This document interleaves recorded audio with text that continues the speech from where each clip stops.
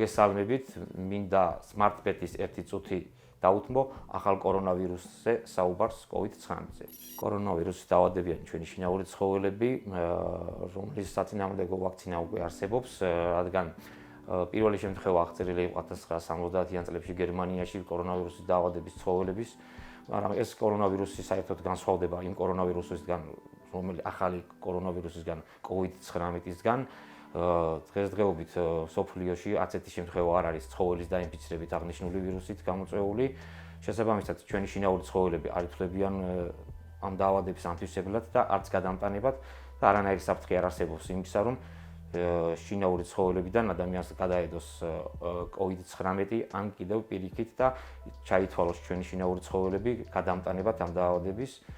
მაგრამ ეს უნდა გავითვალისწინოთ, რომ აუცილებლად უნდა დავიცვათ პირადი ჰიგიენის წესები, ცხოველთან ზოგადად მოპყრობის წესები, გისურვებთ ჯანმრთელობას და ჯობია არ აყვეთ პანიკას.